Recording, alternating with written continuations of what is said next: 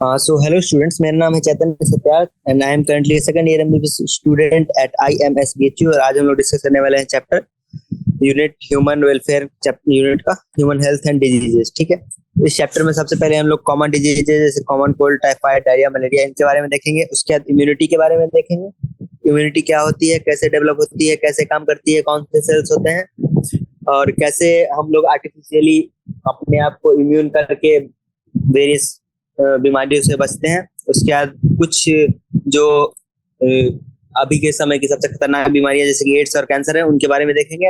और सबसे लास्ट में एक बहुत ही इंपॉर्टेंट टॉपिक देखेंगे, ड्रग एंड अल्कोहल अब्यूज, जो कि टीनेजर्स के लिए पढ़ना बहुत जरूरी है आजकल के समय में। तो हम लोग शुरू करते हैं। ठीक, so health for a long time was considered as a state of body and mind where there was a balance of certain humours. This is what early Greeks like Hippocrates as well as Indian Ayurveda systems of medicine asserted. It was thought that persons with black bile belonged to hot personality and would have fevers. The idea was arrived at by pure reflective thought. The discovery of the blood circulation by William Harvey using experimental method and demonstration of the normal body temperature in the person with black bile using thermometer disproved the good human hypothesis of Harvey. तो क्या है, पहले क्या माना जाता था Hippocrates के time से कि जो दो टाइप के लोग होते हैं, एक का ब्लैक वाइल होता है, एक का नहीं होता है। जिनका ब्लैक वाइल होता है उनका टेम्परेचर ज्यादा रहता है, उनको बुखार लगता है। ठीक है, और ये बस अपने आप सोच के बोल दिया था, इसका कोई साइंटिफिक प्रूफ नहीं था। लेकिन जब विलियम हार्वे ने ब्लड सर्कुलेशन का खोज किया और उन्हें पता चला कि बॉडी का टेम्परेचर रेगुलेटेड होता है, तो फिर उन्होंने थर्मोमीटर का यूज करके क्या किया कि ब्लैक वाइल वाले पर्सन का भी टेम्परेचर नापा और वो नॉर्मल था, और इस तरह से इस थ्योरी को डिस्प्रूव किया। ठीक, अब देखो, in the later years biology stated that mind influences through neural systems and endocrine system our immune system and that our immune system maintains our health. बाद में क्या हमारा साइंस ने एस्टेब्लिश किया कि हमारे इम्यून सिस्टम को जो है हमारा माइंड जो है इन्फ्लुएंस करता है। ठीक, health health is affected by, तो हेल्थ किस किस चीज से अफेक्ट होता है? पहला जेनेटिक डिसऑर्डर से, जो कि बचपन से ही प्रेजेंट होता है, या फिर मतलब डेफिशिएंसी जिसके थ्रू एक बच्चा बॉर्न होता है। ठीक, दूसरा इन्फेक्शन से, और तीसरा लाइफ स्टाइल जैसे फूड और वाटर से, कितना रेस्ट लेते हैं उन सब चीजों से भी, और क्या एक्सरसाइज करते हैं हम लोग या नहीं करते हैं उससे भी हेल्थ अफेक्ट होता है। The term health is frequently used by everybody. How do we define it? ठीक है, हेल्थ का डेफिनेशन क्या होता है? तो डब्ल्यूएचओ का डेफिनेशन है हेल्थ का क्या है कि health does not simply mean the absence of disease or physical fitness. It could be defined as, definition देखो, डेफिनेशन ये है हेल्थ का डब्ल्यूएचओ का, state of complete physical, mental and social wellbeing. समझे? यानी कि हेल्थ क्या है? Health is a state of complete physical, mental and social wellbeing, not merely absence of diseases or physical fitness. ठीक, ये हो गया। When the people are healthy, they are more efficient at work. This increases productivity and brings economic prosperity. Health also increases longevity of people and reduces infant and maternal mortality. ठीक है, यानी कि health जो है क्या करता है? Health लोगों में प्रॉस्पेरिटी लाएगा। क्यों? क्योंकि जो हेल्दी लोग रहेंगे ज्यादा काम कर पाएंगे, ज्यादा अर्न कर पाएंगे। ठीक, और देश के जीडीपी में ज्यादा कंट्रीब्यूट करेंगे। दूसरा चीज कि जो मैटरनल हेल्थ है और चाइल्ड का हेल्थ है वो भी ज्यादा बढ़ेगा अगर हेल्दी माँ रही तो। Next, balanced diet, personal hygiene and regular exercise are very important to maintain good health. क्या क्या चीज चाहिए? Balanced diet, personal hygiene, regular exercise. ये तीन चीज जो है बहुत इंपॉर्टेंट होता है गुड हेल्थ को मेंटेन करने के लिए। Yoga has been practice since time immemorial, और आज के टाइम में तो योगा ट्रेंड बन गया, फैशन बन गया। ठीक है, और योगा से क्या अचीव होता है? फिजिकल हेल्थ, साथ ही साथ मेंटल हेल्थ भी इंप्रूव होता है योगा से। Awareness about diseases and their effect on different bodily functions, vaccination against infectious disease, proper disposal of waste and maintenance of hygiene in food and water resources necessary. तो अब क्या क्या necessary है अच्छा health maintain करने के लिए? पहला, डिजीज के बारे में हमको पता हो। ठीक है, इन्फेक्शन कैसे हो सकता है, कहाँ जाने से, पानी में जाने से क्या हो सकता है, स्ट्रीट फूड खाने से क्या हो सकता है, ये पता होना चाहिए। दूसरा कि हम लोग ना वेस्ट का डिस्पोजल प्रॉपर करें, उसका जानकारी होना चाहिए। फिर हम लोग वेक्टर्स को कंट्रोल करें, मच्छर वच्छर ना लगने दे घर में, और फूड और वाटर रिसोर्सेज को साफ रखें। घर की पानी की टंकी को साफ करें साल में या 6 महीने में एक बार। ये नहीं कि उसमें काई जम गए और गंदगी जम गए हम बीमार पड़ जाए। ठीक, when the functioning of one or more organ systems of the body is adversely affected, it is characterized by appearance of various signs and symptoms. ठीक है, जब कोई ऑर्गन या ऑर्गन सिस्टम खराब हो जाता है बॉडी में, तो उसके कारण हमें बहुत सारे साइंस एंड सिम्टम्स आते हैं बॉडी में। And we say that we are not healthy, that is we have a disease. ठीक, The diseases can be broadly grouped into infectious and non-infectious. Diseases which are easily transmitted from one person to another are called infectious disease. Infectious disease are very common and every one of us suffers from that at some time or other. ठीक है, infectious disease सबको कभी ना कभी कोई ना कोई होता है. Mostly तो common cold तो सभी को हो जाता है. Some of the infectious disease like AIDS are fatal. कुछ infectious disease जो जानलेवा भी हो सकता है. Among the non-infectious disease, cancer is the major cause of death. Non infectious disease में क्या है कि कैंसर जो है one of the most major cause of the death है. उसके अलावा ड्रग एंड अल्कोहल अब्यूज से भी हमारा बॉडी एडवर्सली इफेक्ट होता है. ठीक है, अब कॉमन डिजीज इन ह्यूमंस. ठीक है, तो अब हम लोग कॉमन डिजीज जो है ह्यूमंस में उसके बारे में पढ़ेंगे. A wide range of organisms belonging to bacteria. किस किस्म का डिजीज होता है? बैक्टीरिया से, वायरस से, फंजाई से, प्रोटोजोन से, हेलमिंथ से. ठीक है, इन सब से बीमारी होती है. ठीक, Food cause disease in man. Such disease causing organisms are called pathogens. Disease causing organism को क्या कहते हैं? Pathogens. Most parasites are therefore pathogens as they cause harm to the host by living in or on them. तो इसका कारण क्या हुआ? जितने भी पैरासाइट्स हैं मोस्टली क्या है वो पैथोजेंस है, क्योंकि वो अपने होस्ट को बीमार करते हैं. The pathogens can enter our body by various means, multiply and interfere with normal vital activities, resulting in the morphological and functional damage. क्या क्या होगा? मॉर्फोलॉजिकल डैमेज तो होगा सेल का, साथ ही साथ सेल का फंक्शनल डैमेज भी हो जाएगा. Pathogens have to adapt to life within the environment of the host. ठीक है, पैथोजन को क्या है कि होस्ट के बॉडी के एनवायरनमेंट के हिसाब से उसको अडैप्ट करना पड़ता है और इवॉल्व करना पड़ता है अपने सर्वाइवल के लिए. For example, pathogens that enter the gut must know a way of surviving in the stomach at low pH and resisting various digestive enzyme. समझे? तो जो स्टमक का रहेगा उसके पास मैकेनिज्म रहेगा अपना प्रोटेक्शन के लिए. A few representative members from different group of pathogenic organisms are discussed here along with the disease caused by them. ठीक है, तो अब हम लोग कुछ डिजीज के बारे में थोड़ा सा डिस्कस करेंगे. ठीक, अब देखो क्या है साल्मोनेला टाइफी. क्या है? ये बैक्टीरिया है. ये पैथोजेनिक बैक्टीरिया व्हिच कॉजेस कौन सा बीमारी? Typhoid fever. ठीक, these pathogens generally enter the small intestine through food. इसका कैसे कैसे शुरू होता है? Enter the small intestine through the food and water contaminated with them and migrate to other organs through blood. और इसका ये क्या है? सिम्टम क्या है? Sustained high fever, weakness, stomach pain, constipation, headache and loss of appetite. ठीक है, इसके 6 सिम्टम है. ये सारे सिम्टम याद रखना है क्योंकि नीट में आता है कि इसमें से कौन सा सिम्टम है कौन सा नहीं है, तो इसके लिए सिम्टम याद रखना जरूरी है. अब देखो इसका एक इम्पोर्टेंट क्या है कि इंटेस्टाइनल परफोरेशन एंड डेथ में occur in severe cases of the typhoid. Typhoid fever could be confirmed by Widal test. Typhoid को कंफर्म करने के लिए कौन सा टेस्ट होता है? Widal test. A classic case in the medicine, that of a Mary Mellon, nicknamed Typhoid Mary, is worth mentioning here. She was a cook by profession and was typhoid carrier who continued to spread typhoid for several years through the foods she prepared. तो क्या है कि Mary melon एक lady थी, वो cook थे और उनको टाइफाइड उनके शरीर में बैक्टीरिया था, लेकिन उनका बॉडी जो है रेजिस्टेंस डेवलप कर लिया था टाइफाइड के प्रति. तो उनके बॉडी में उसको कोई हार्म नहीं हो रहा था और उनको कोई सिम्टम्स नहीं आ रहे थे, लेकिन वो जो खाना बना रही थी उससे बाकी लोगों को बहुत सारा टाइफाइड फैलते गया. ठीक है, bacteria like Streptococcus pneumoniae and Haemophilus influenzae. कौन कौन से? स्ट्रेप्टोकोकस निमोनी और Haemophilus influenzae are responsible for the disease pneumonia in humans. Pneumonia में किसको इफेक्ट होता है? एल्वियोलाई की बीमारी है. As a result of the infection the alveoli gets filled with, क्या होता है? एल्वियोलाई में फ्लूइड फिलिंग हो जाती है, जिसके कारण सांस लेने में दिक्कत होगा obviously. The symptoms of pneumonia include fever, chills, cough and headache. क्या होता है symptom? Fever, chills, cough and headache. Fever, chills, cough and headache. In severe cases, severe case में क्या होगा? लिप्स एंड फिंगरनेल्स में turn grey to bluish and गर्म. ये क्यों होगा?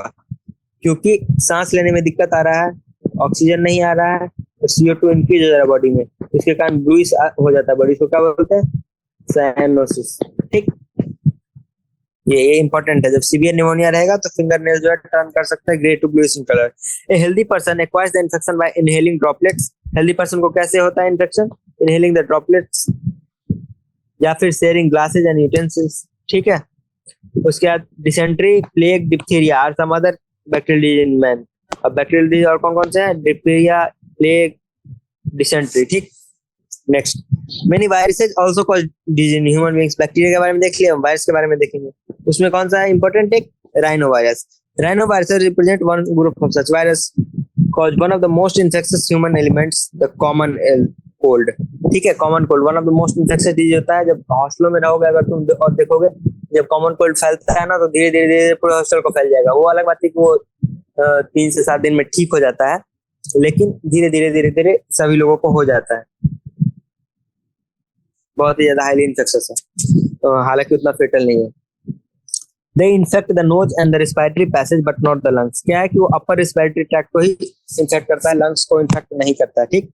The common cold is characterised by, उसका क्या क्या सिम्टम है? Nasal congestion and discharge, sore throat, hoarseness, cough and headache.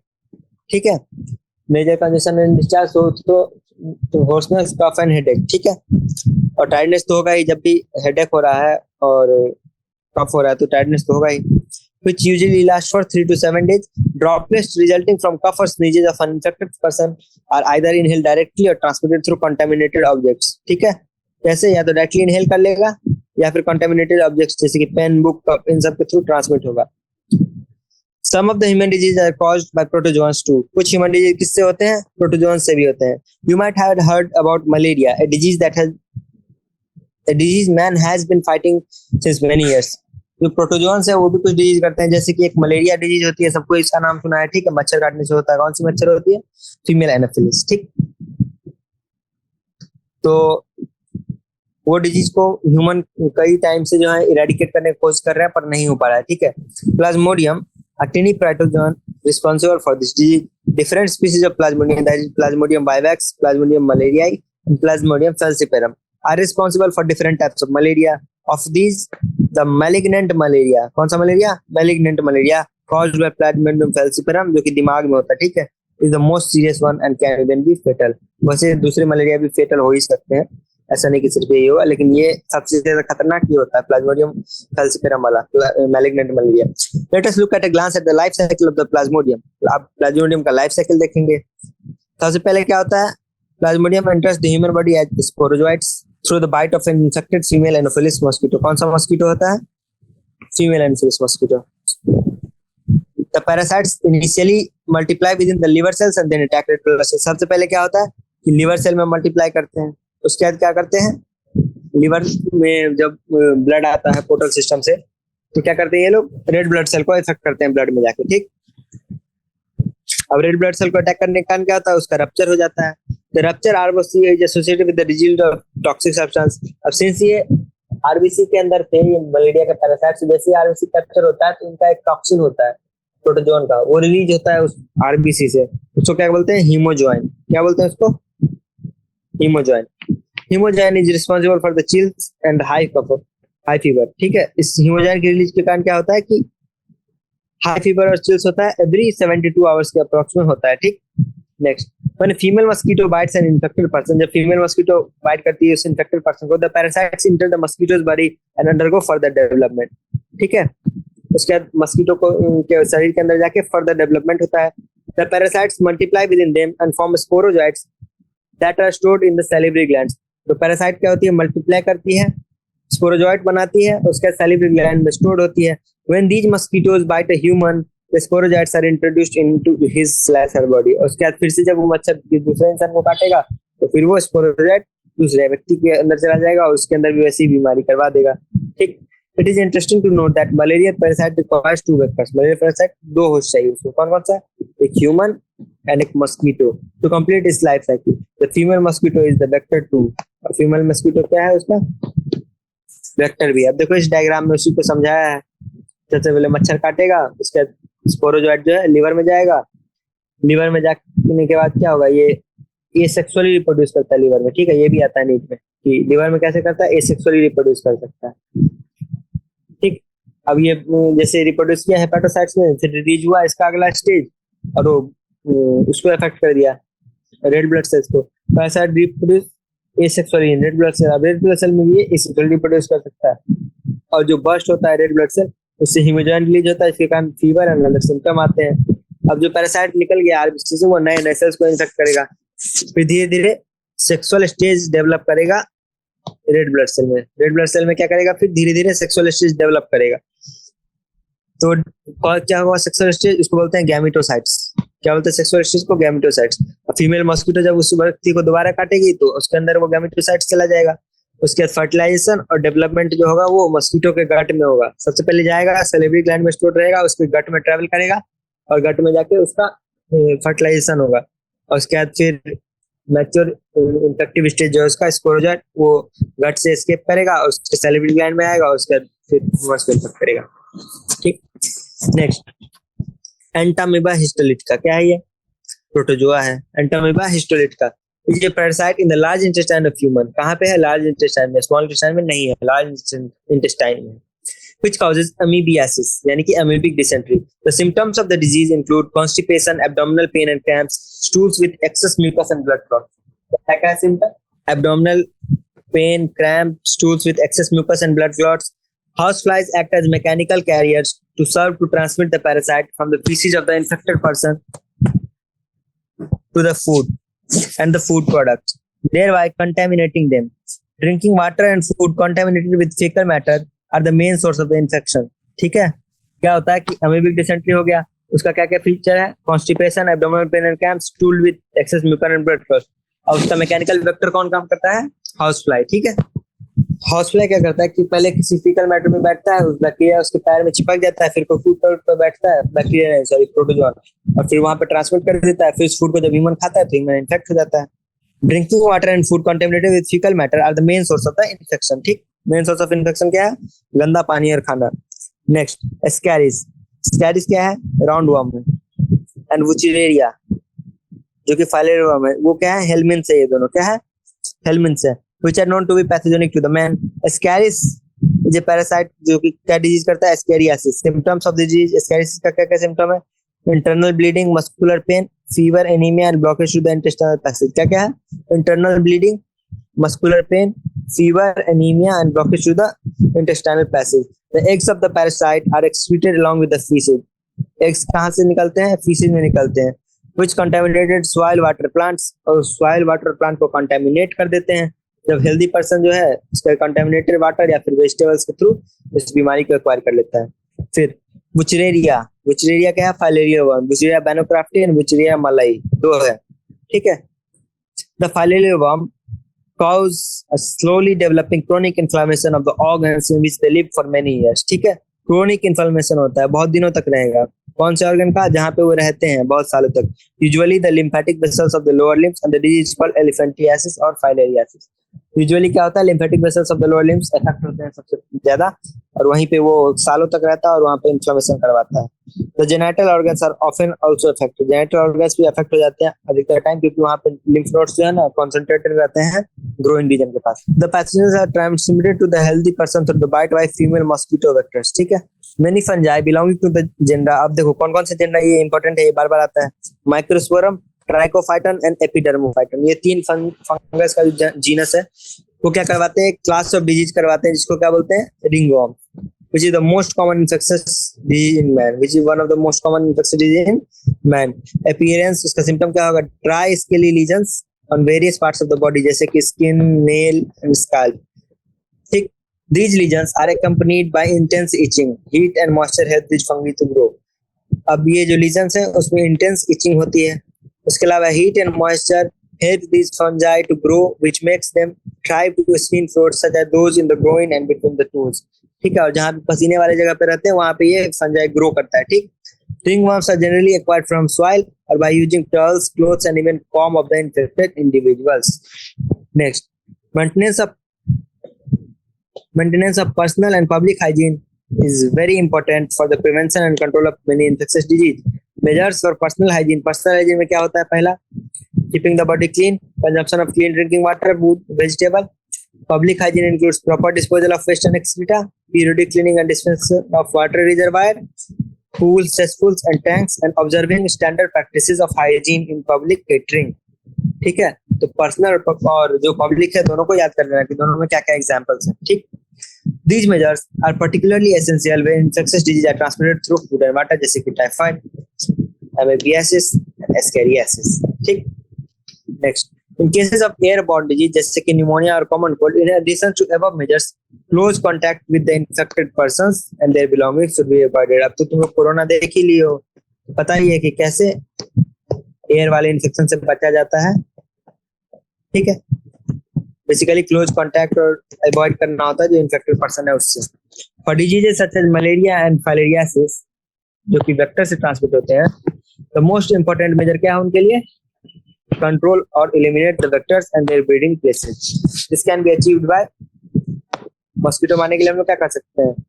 Avoiding stagnation of water, regular cleaning of household coolers, cooler में पानी नहीं जमने देना है, use of mosquito nets while sleeping, introducing fishes like gambusia in ponds that feed on mosquito larvae, and spraying insecticides in ditches. गड्ढों में जो है डाल देना ताकि वहां मस्कीटो ग्रो ना करे.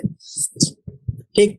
Next, in addition the doors and windows should be provided with wire mesh to prevent entry of mosquito. यानी कि अगर हम लोग दरवाजा खोल के रखते हैं हमेशा तो उसमें एक वायर मेश लगा होना चाहिए.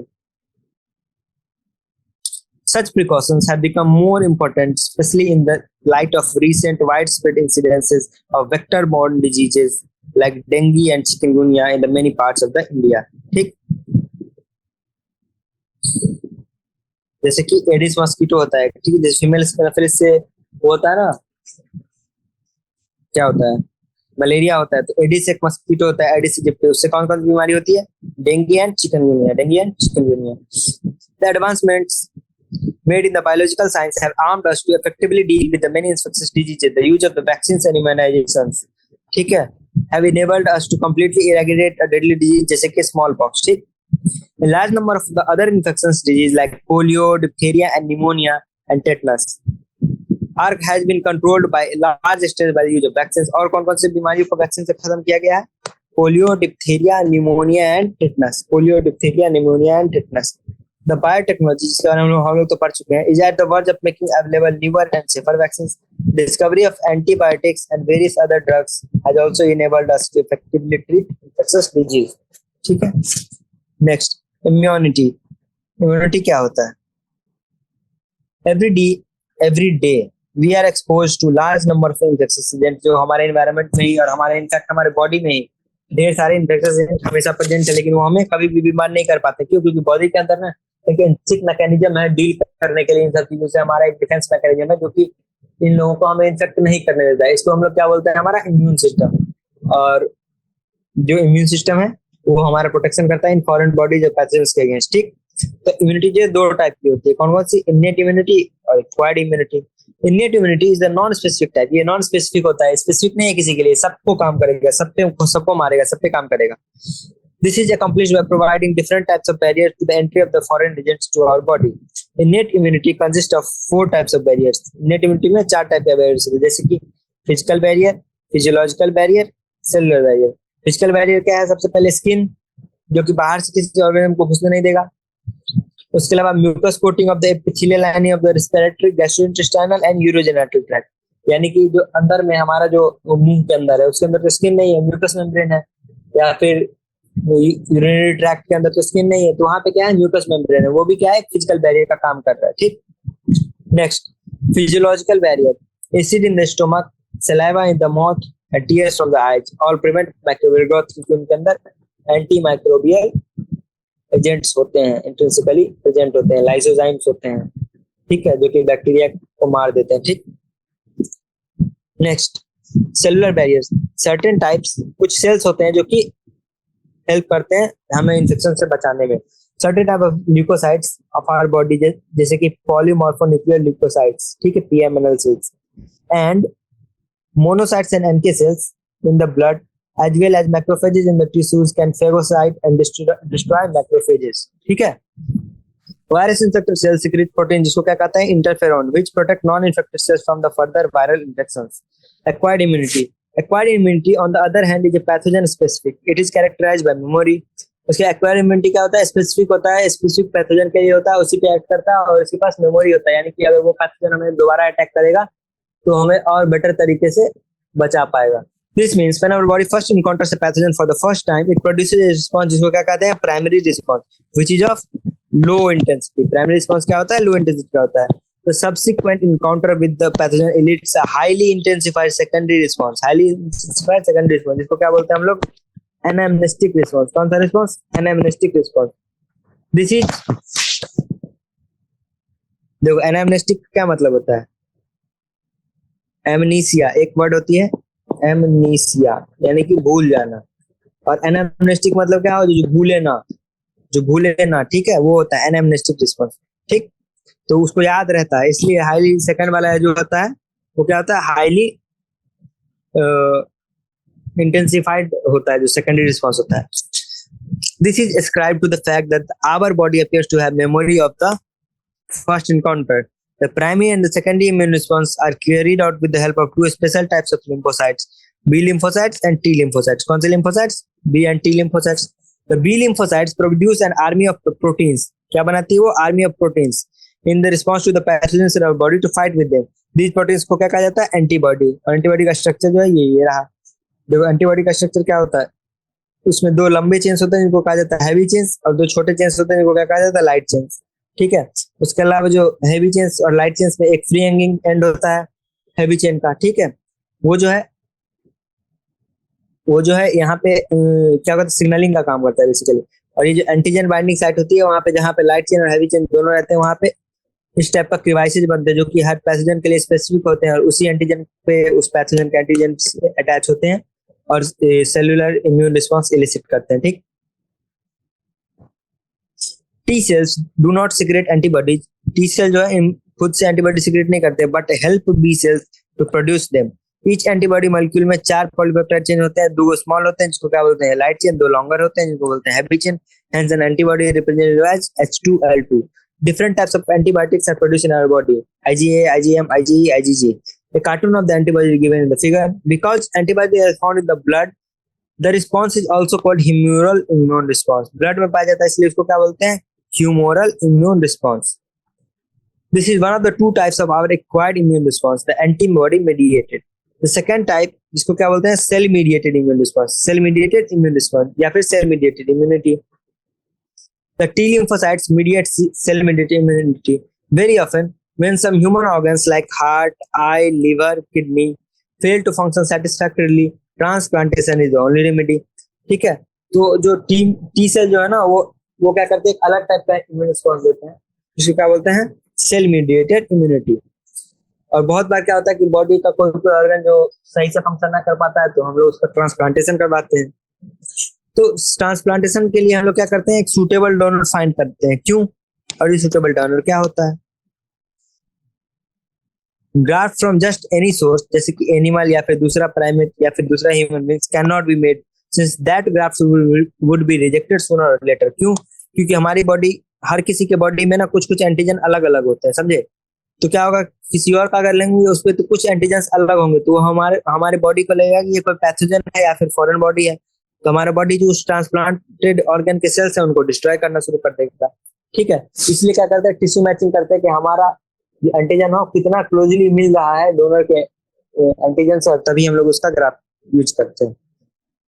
Tissue graft and even after this patient, tissue matching और blood group matching are essential before undertaking any graft, and even after this the patient has to take immunosuppressions all his life.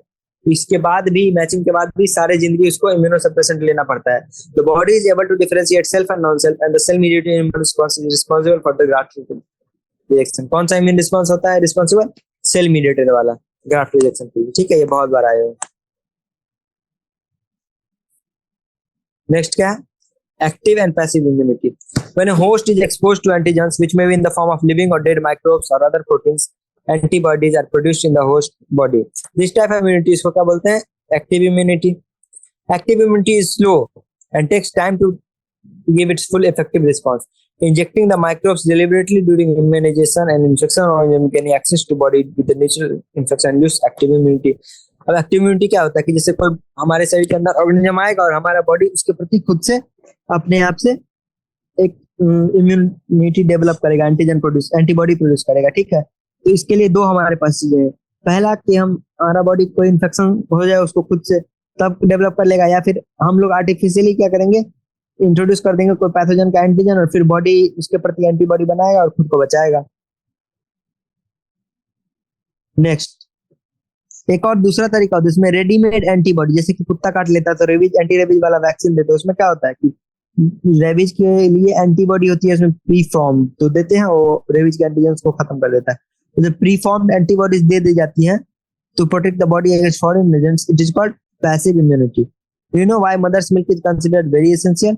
क्यों? क्योंकि the yellowish fluid colostrum secreted by the mother during the initial stage of the lactation has abundant antibodies. ठीक है. यानी कि क्लोस्ट्रम जो होता है उसमें बहुत सारा एंटीबॉडीज होता है, ठीक है, to protect the infant. The foetus also receives some antibodies from their mother. Foetus जो है कुछ एंटीबॉडी जो कि आईजीजी एंटीबॉडी होती है, एक एंटीबॉडी होती है ना आईजीजी, वो क्या करती है, सबसे छोटी एंटीबॉडी होती है और वो प्लेसेंटा को क्रॉस कर सकती है, ठीक है, और वो प्रेगनेंसी के थ्रू बच्चे को मिल जाती है, ठीक। तो ये याद रखना है कि प्लेसेंटा को कौन सी क्रॉस करेगी, आईजीजी, और जो बॉडी फ्लूइड्स है, मिल्क है, उसमें कौन सा होगा, IgA. Next, vaccination and immunization. The principle of immunization and vaccination is based on the property of memory of the immune system. In vaccination, a preparation of antigenic proteins of the pathogen or inactivated pathogen are introduced into the body. These antibodies the antibodies produced in the body against these antigens would neutralize the pathogenic agents during the actual infection. क्या होगा कि जो antibody produce होगा वो actual में जब अगर वो पैथोजन आया तो उसको न्यूट्रलाइज कर देगा, क्योंकि हमारे पास एंटीबॉडी पहले से है। The vaccines also generate memory cells, ठीक है, वैक्सीन जो मेमोरी सेल्स भी जनरेट करता है, that recognize the pathogen quickly and subsequent exposure and overwhelm the invaders with the massive production of the antibody. क्या होता है, मेमोरी सेल्स भी जनरेट करता है जिससे कि एनामनेस्टिक रिस्पांस रहे। If a person is infected with some deadly microbes to which quick and immune response is required, such as in tetanus, we need to directly inject the preferred preformed antibody, ठीक है। जब कोई deadly microbe ऐसा है जो कि तुरंत मार देता है, हम लोग क्या करते हैं, प्री फॉर्म्ड एंटीबॉडी दे देते हैं बॉडी को, जैसे कि या फिर एंटीटॉक्सिन दे देते हैं, ठीक, जैसे कि स्नेक बाइट के केस में, डॉग बाइट के केस में। Even in case of snake bite, the injection which is given to the patients contain preformed antibodies against the snake venom. This type of immunisation is called passive immunisation. इस type के immunisation को क्या बोलते हैं, passive immunisation. और जब हम लोग बैक्टीरिया का एंटीजन डालते हैं या फिर इनएक्टिवेटेड बैक्टीरिया डालते हैं, उसको क्या बोलते हैं, active immunisation. The recombinant DNA technology has allowed the production of antigenic polypeptide of pathogen in bacteria or yeast. The vaccines are produced using this approach, allow large scale production and have greater availability for immunization. The hepatitis B vaccine has been produced from yeast, ये भी आता है, ठीक है। Next क्या है, allergy. When we have gone to a new place and suddenly you have started sneezing, wheezing for no explained reason, or when you went away, your symptoms disappeared, ठीक है। Did this happen to you? ऐसा हुआ है क्या? बिल्कुल हुआ होगा। Some of us are sensitive to some particles in the environment. The above mentioned reaction could be because allergy to the pollen, mites, etc., which are different in different places. The exaggerated response of the immune system to certain antigens present in the environment, उसको क्या कहते हैं हम लोग, allergy.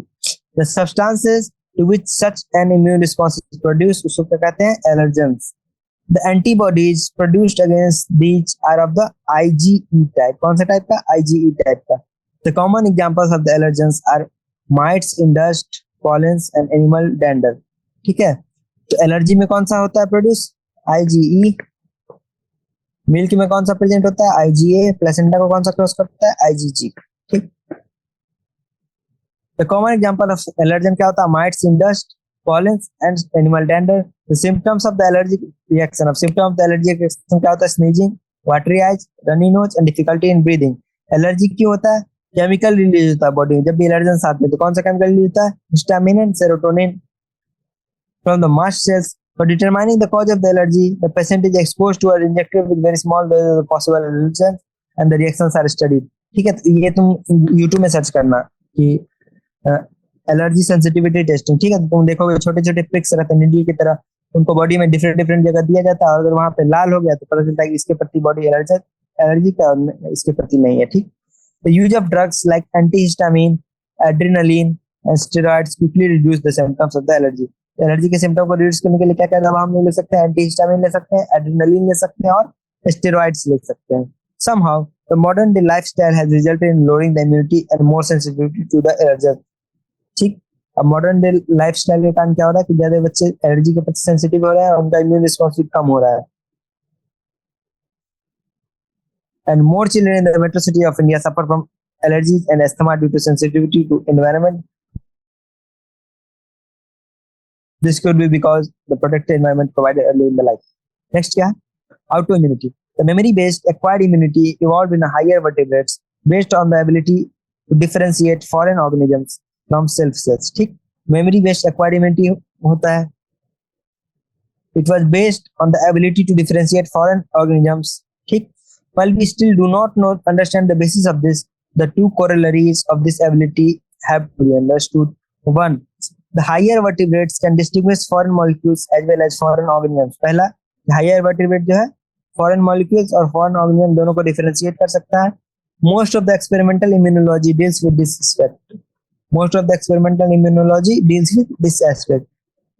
Sometimes, due to genetic and other unknown reasons, the body attacks cells. कभी कभी क्या होता है, बॉडी जो खुद के सेल को अटैक कर देता है उसको क्या बोलते हैं, ऑटो इम्यूनिटी. और इसके कारण कुछ डिजीज है जैसे कि रूमेटॉइड आर्थराइटिस, ठीक है, वो भी क्या है, ऑटो इम्यून डिजीज है. Next, immune system in body. The human immune system consist of lymphoid organ. क्या क्या होता है ह्यूमन इम्यून सिस्टम में, लिम्फोइड ऑर्गन्स, टिश्यू, सेल्स और सॉल्युबल मॉलिक्यूल जैसे कि एंटीबॉडी. ये चार कंपोनेंट होते हैं. As you have read, immune system is unique in sense that is recognised for intelligent response to this and remembers them. क्या करता है, रिकॉग्नाइज करता है, रिस्पांस देता है और याद भी रखता है उनको. The immune system also plays an important role in the allergic reaction, autoimmune disease and organ transplantation. इसके अलावा इम्यून सिस्टम का कहाँ रोल है, ऑटो इम्यूनिटी में, एलर्जिक रिएक्शंस में एंड ऑर्गन ट्रांसप्लांटेशन में. The lymphoid organs. Lymphoid organ क्या होता है, हम लोग पढ़े ना, लिम्फोइड ऑर्गन, टिश्यू सेल्स और सॉल्युबल मैक्रोफेज, ये चार चीजें होती है. ठीक. तो lymphoid organs, these are the organs where origin होगा या फिर मैच्योरेशन होगा, या तो ऑरिजिन होगा या तो मैच्योरेशन होगा लिम्फोसाइट्स का. ठीक. द प्राइमरी लिम्फोइड ऑर्गन क्या होता है, bone marrow and thymus, where immature lymphocytes differentiate, जहां पे इमेच्योर लिम्फोसाइट मैच्योर बनते हैं. To antigen sensitive lymphocytes. After maturation the lymphocytes migrate to the secondary lymphoid organ. Maturation के बाद कहां जाते हैं वो लोग, सेकेंडरी लिम्फोइड ऑर्गन पे, जहां पे, कहां पे, spleen, lymph node, tonsil, Peyer's patches. ठीक. और पियर्स पैचेस दो जगह है, small intestine and hepatic. Secondary lymphoid organ provide sites for interaction of lymphocytes with antigen. Secondary में क्या होता है कि एक्चुअल में इंफेक्शियस एजेंट के साथ उसका इंटरेक्शन होता है. The location of various lymphoid organs in the human body is shown in figure 7.5. The bone marrow is the main lymphoid organ where all the blood cells including lymphocytes are produced. Bone marrow में सारे cells produce होते हैं. The thymus is a lobed organ situated near the heart and beneath the breastbone. The thymus is quite large at the time of birth but keeps reducing in size with the age, and by the time puberty is attained, it reduces to a very small size. ठीक. thymus क्या होता है, एक primary lymphoid organ है, वहां पे T cells का maturation होता है बेसिकली, और वो बचपन में बड़ा रहता है और धीरे धीरे छोटा साइज हो जाता है उसका. Both bone marrow and thymus provide microenvironment for the development and maturity of T lymphocyte. Spleen क्या होता है, एक लार्ज बीन शेप्ड ऑर्गन है जिसमें लिम्फोसाइट और फेगोसाइट्स होते हैं, और filter the blood bye trapping blood born microbes. ठीक है, जो ब्लड बॉर्न माइक्रोब्स होते हैं वो यहीं पे डिस्ट्रॉय होते हैं. Spleen also has a large reservoir of erythrocytes. Spleen के पास लार्ज रिजर्वायर ऑफ एरिथ्रोसाइट्स भी है. The lymph nodes are small solid structure. lymph node क्या होता है, गर्दन के पास है, फील क्या है, lymph node है. ठीक. Located at different points along the lymphatic system, lymph nodes serve to trap the microorganisms and other antigens which happen to get into the lymph and tissue fluid. Antigens trapped in the lymph nodes are responsible for the activation of lymphocytes present there and cause immune response. Next, the lymphatic tissue is also located within the lining of major tracts जैसे कि respiratory tract, digestive tract और urogenital tract. ठीक. उस tract के lining में भी क्या होता है, लिम्फोइड टिश्यू होता है जिसको हम लोग क्या बोलते हैं, म्यूकोसा एसोसिएटेड लिम्फोइड टिश्यू. कौन lymphoid tissue, mucosa associated lymphoid tissue. और ये बॉडी के 50% लिम्फोइड टिश्यू को कंप्राइज करता है. बॉडी का 50% जो होता है माल्ट होता है, म्यूकोसा एसोसिएटेड लिम्फोइड टिश्यू. ठीक है. अब क्या क्या बचा है, एड्स बचा है, देन कैंसर बचा है, उसके बाद ड्रग्स एंड अल्कोहल अब्यूज बचा है. The word AIDS stands for acquired immunodeficiency syndrome. AIDS का फुल फॉर्म क्या होता है, एक्वायर्ड इम्यूनोडेफिशिएंसी सिंड्रोम. इसका मतलब क्या है कि कॉन्जेनिटल नहीं है, acquired during the lifetime of the body. ठीक. और सिंड्रोम क्या होता है, group of symptoms. Group of symptoms को क्या बोलते हैं, syndrome. The AIDS was first reported in 1981. In the last 25 years or so it has spread across all over the world. ठीक. It is caused by the human immunodeficiency virus. कौन सा virus से होता है, HIV वायरस से होता है. ठीक. A member of the group of viruses जिसको क्या बोलते हैं, रेट्रोवायरस. रेट्रोवायरस ग्रुप का मेंबर है. Which have an envelope. इसके पास क्या होता है, एनवेलप होता है और एक RNA जीनोम होता है. एनवेलप होता है और RNA जीनोम होता है. Transmission of HIV infection generally occurs by sexual contact transfusion of contaminated blood, or by sharing infected needles in the case of intravenous drug abusers, and from infected mother to child through her placenta.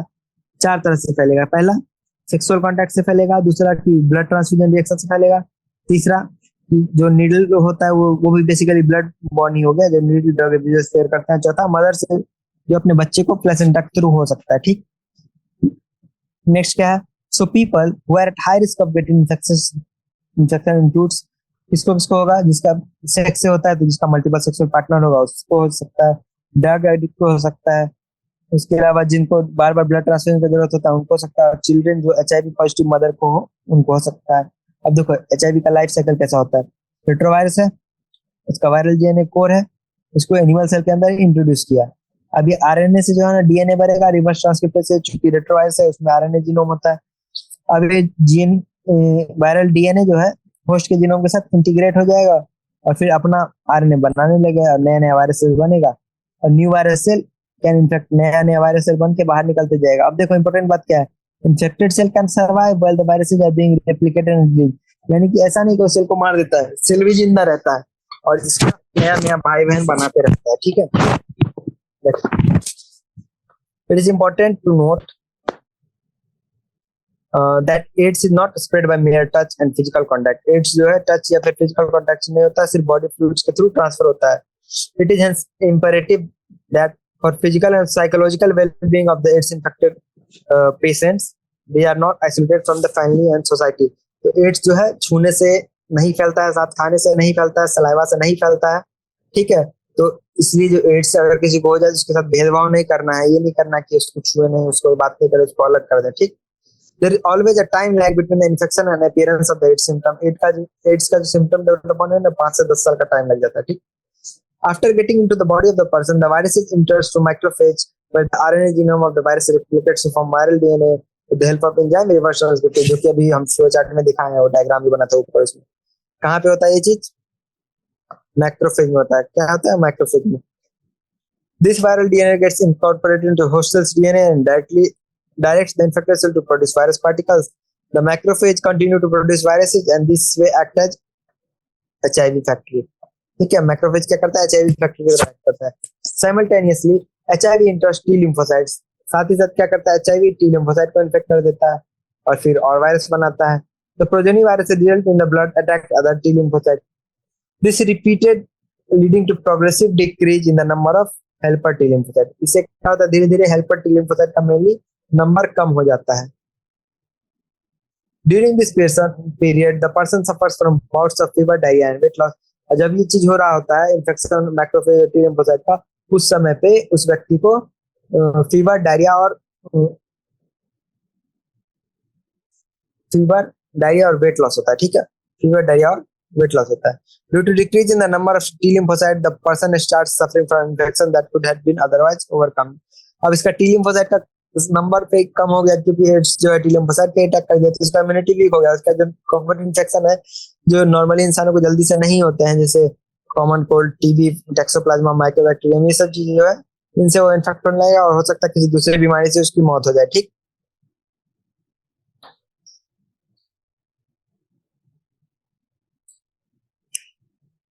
the patient becomes so immunodeficient that he or she is unable to protect himself against these infections.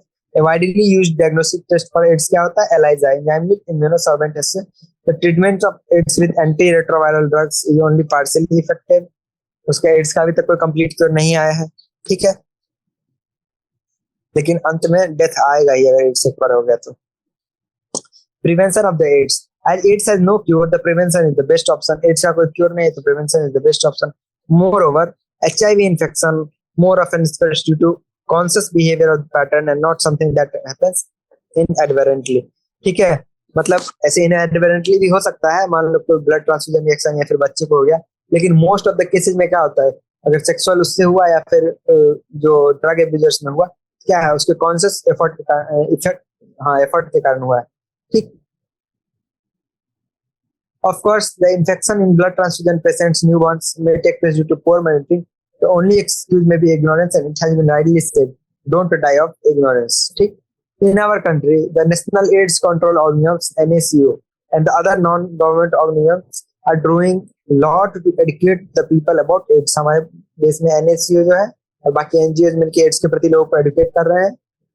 WHO has started a number of programs to prevent the spreading of AIDS infection, making blood safe from HIV, ensuring the use of only disposable needles and syringes in public and private hospitals and clinics. पहले क्या होता था ना कि glass needles आते थे जो बार बार गर्म पानी से धो के यूज होते थे, लेकिन अब हर जगह पे सिर्फ प्लास्टिक निडल्स यूज होता है जो कि एक बार सिंगल यूज होता है. ठीक,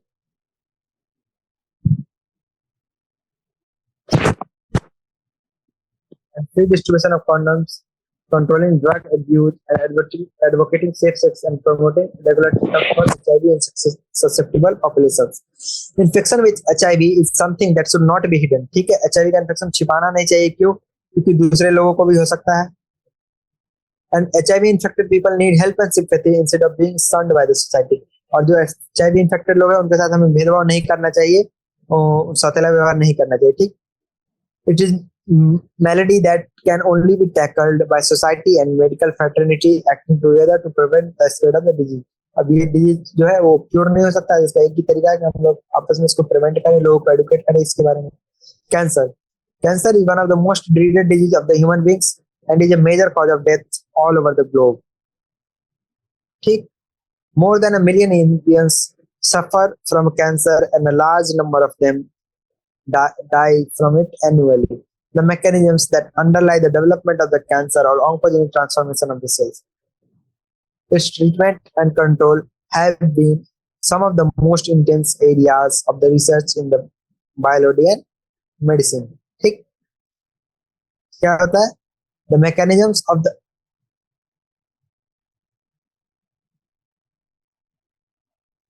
हाँ, तो कैंसर कैसे डेवलप कर रहा है उसके बारे में अभी के टाइम पे सबसे ज्यादा रिसर्च है इसी चीज पे चल रहा है कि कैंसर कैसे बॉडी में होता है, कैसे इसको प्रिवेंट किया जा सकता है.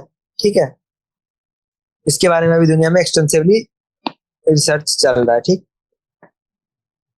इन biology in our body the cell growth and differentiation are highly control. हमारे बॉडी में सेल ग्रोथ और डिफरेंशिएशन हाईली कंट्रोल होता है, लेकिन कैंसर सेल में क्या होता है, इस कंट्रोल मैकेनिज्म का ब्रेकडाउन हो जाता है.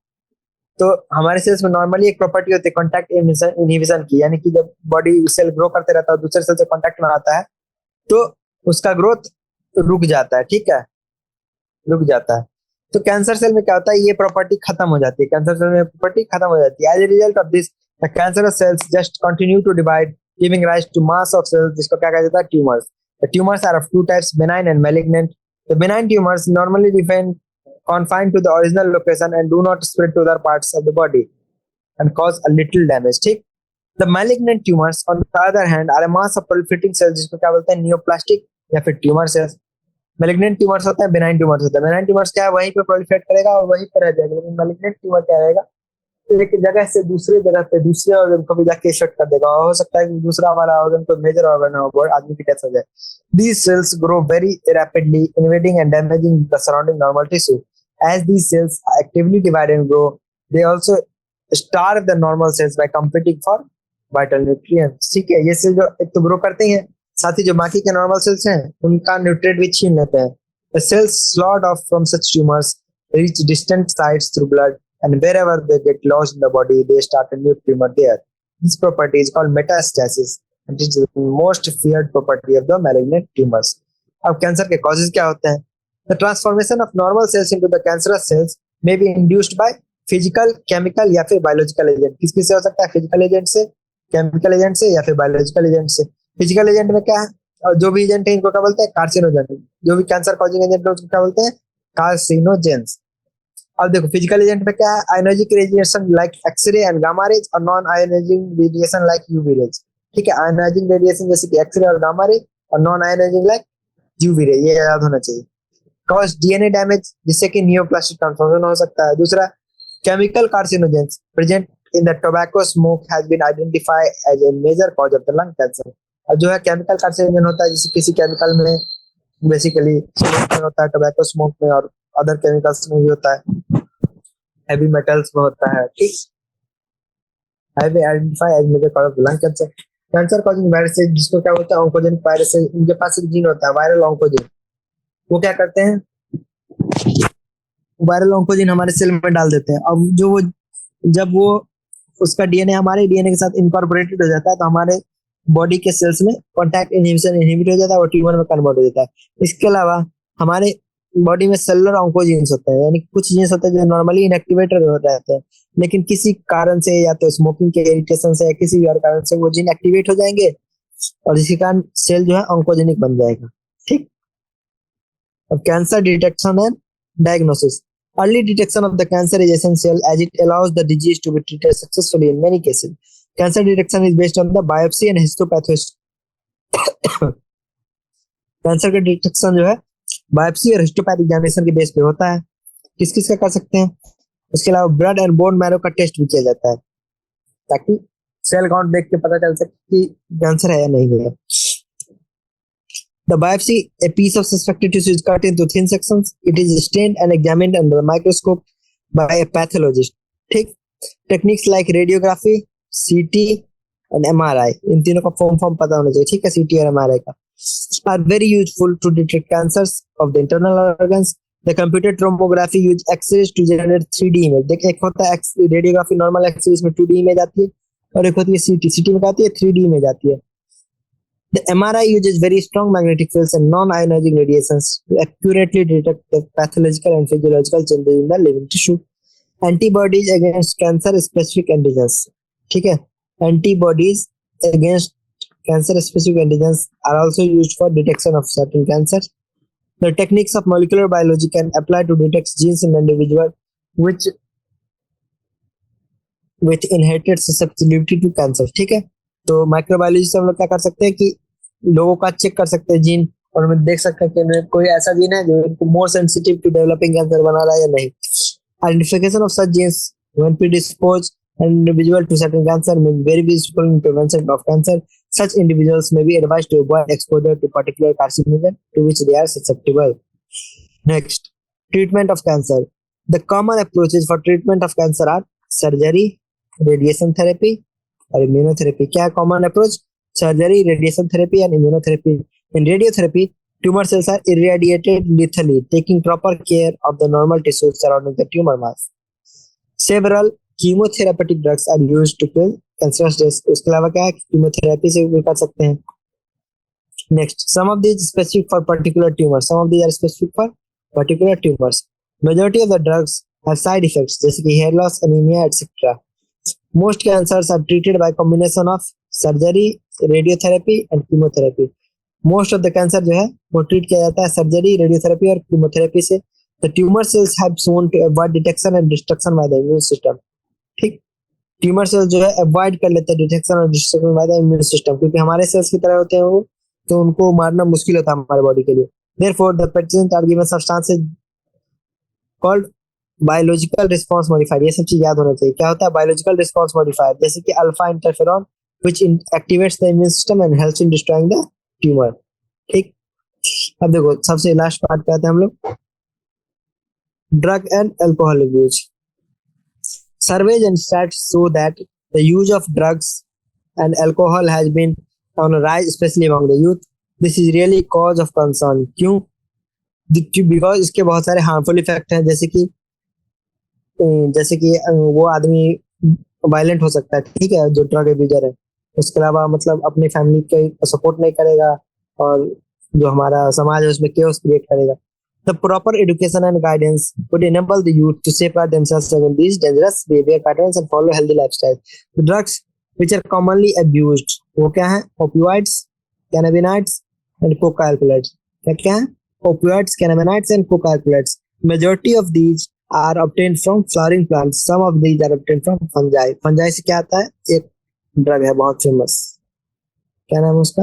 LSD, lysergic acid diethylamide. ये जो है फंजाई से ऑब्टेन होता है। ठीक, बाकी मोस्ट ऑफ द जो नशीले पदार्थ होते हैं प्लांट से ऑब्टेन होता है, ओनली फ्लावरिंग प्लांट से। Opioids are the drugs which bind to specific opioid receptors in our CNS and GIT. CNS और जीआईटी में क्या करेगा? ओपियाइड का रिसेप्टर होगा, उससे बाइंड करेगा। अब उसके एग्जांपल्स देखो, हीरोइन, इसको कॉमनली क्या कहा जाता है? Smack, is chemically डाइएसिटाइल morphine which is white odourless bitter crystalline compound. एक हीरोइन कंपाउंड होता है, ठीक है। अब देखो नीट में क्या आएगा ना, ऐसे लिख देगा हीरोइन, INE, तो ये गलत हो जाएगा, इसका स्पेलिंग इन सबका याद रखना। ठीक, नेक्स्ट,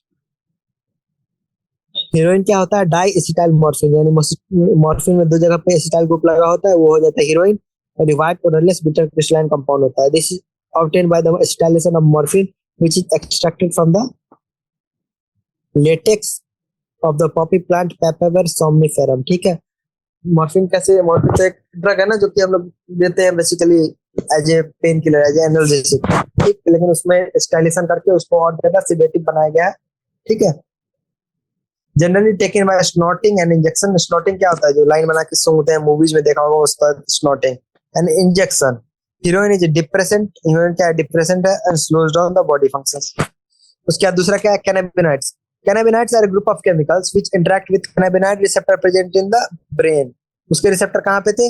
CNS और GIT में। इसके रिसेप्टर कहाँ पे है cannabinoids के? ब्रेन में। The natural cannabinoids are obtained from the inflorescences of the plant Cannabis sativa. Natural वो कहाँ से था? वो latex of the poppy plant Papaver somniferum से था। ये कहाँ से है? ऐसे कंपेयर करके पढ़ोगे तब याद रहेगा। ये कहाँ से है? Inflorescences of the plant Cannabis sativa. The flower tops, leaves, and the resin of the cannabinoid plants are used in various combinations to produce marijuana, hashish, चरस and ganja. ठीक है, फ्लावर टॉप कब से बनता है? लीव्स, इन्फ्लोरेसेंस से, resin से, हर चीज से अलग अलग टाइप का नशीला पदार्थ बन रहा है। ठीक, generally taken by the inhalation and oral injection, these are known for their effects on CBS. ठीक, इनका किस पे इफेक्ट होता है? सीबीएस पे, सीबीएस को मॉडिफाई करते हैं। नेक्स्ट, कोका एल्कलॉइड और कोकेन। कोका एल्कलॉइड और cocaine is obtained from coca plant Erythroxylum coca native to the South America. ठीक, ये भी इंपॉर्टेंट लाइन याद रखना चाहिए। It interferes with the transport of the neurotransmitter dopamine, dopamine के transport के साथ इंटरफेयर करता है।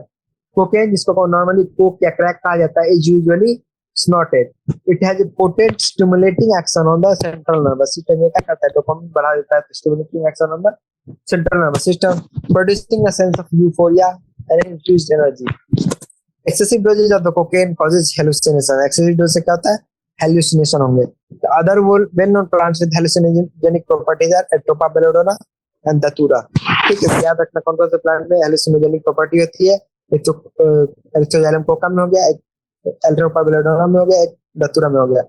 These days cannabinoids are also being abused by some sports person. ठीक, क्यों? क्योंकि ये पावर बढ़ा देता है, एनर्जी बढ़ा देता है। ठीक, next, drugs like barbiturates, amphetamines and benzodiazepines. ठीक, barbiturates, amphetamines and benzodiazepines and other similar drugs that are normally used as medicines to help patients cope with a mental illness like depression and insomnia are often abused. ठीक, morphine is a very effective, इसमें कौन कौन सा अच्छा drug है, मतलब कि उसको भी अब्यूज किया जाता है। ठीक,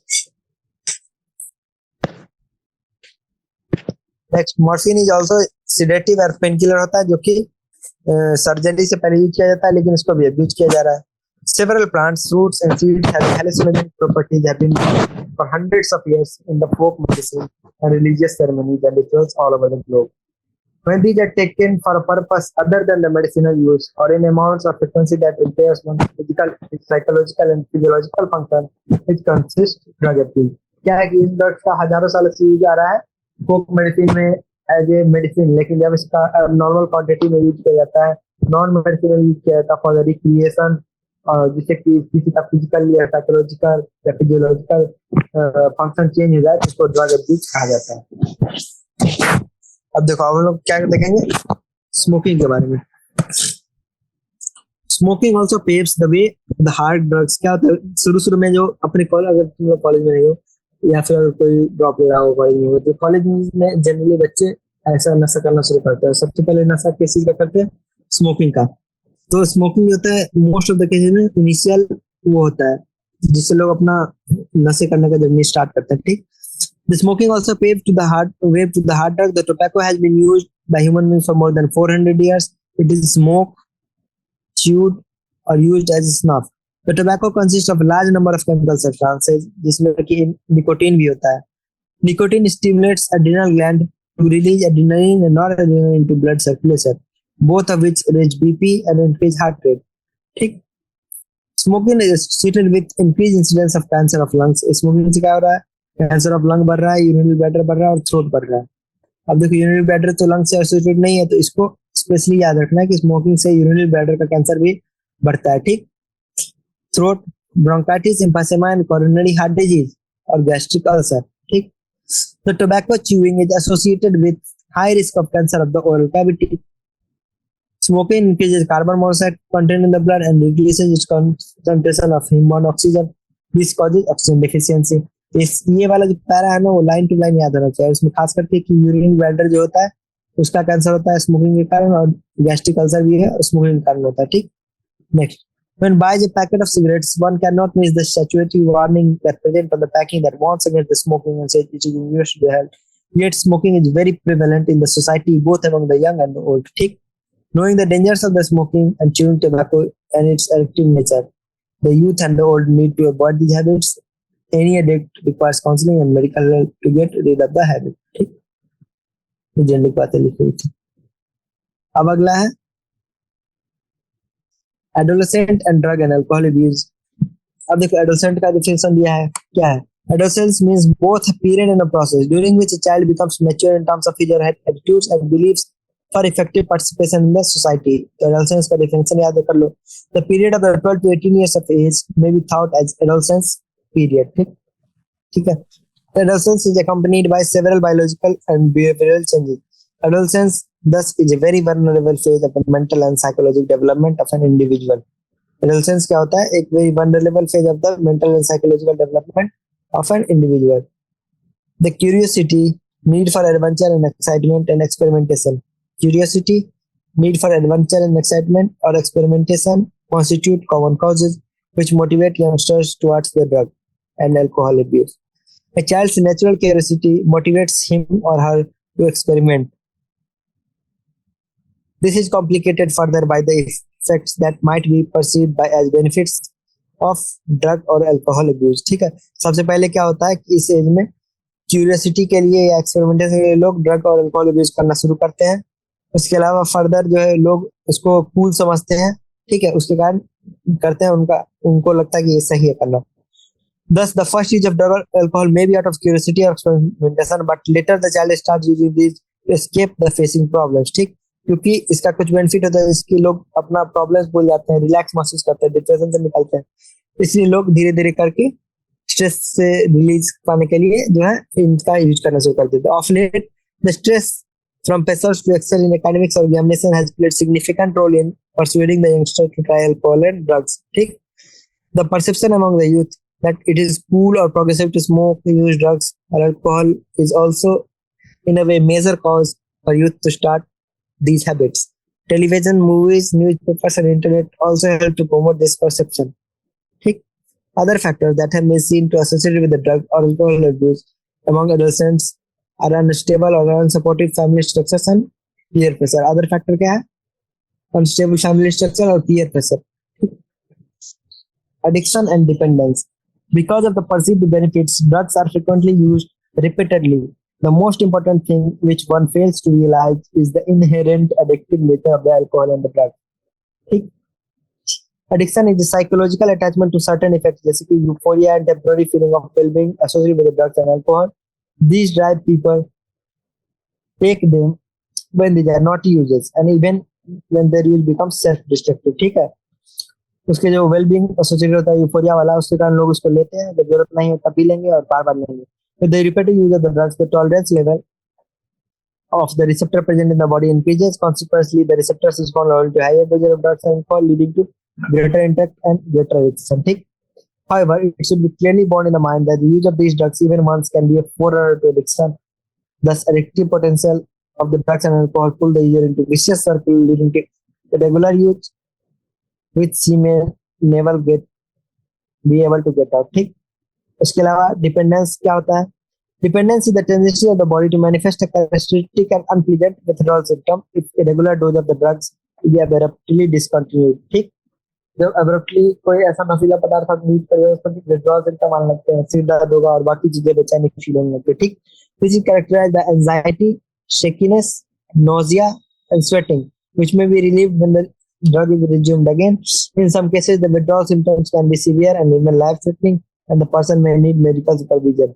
Dependence leads the patient to ignore all social norms in order to get sufficient funds to satisfy his or her needs. This results in many social adjustment problems. ठीक, अब इस विड्रॉल सिम्टम का काम क्या है कि आदमी को ड्रग लेना पड़ेगा, हो सकता है उसके पास पैसे ना आए, जो भी प्रॉब्लम हो तो अब कैसे भी करके पैसे का जुगाड़ करेगा ताकि वो ड्रग ले सके। ठीक,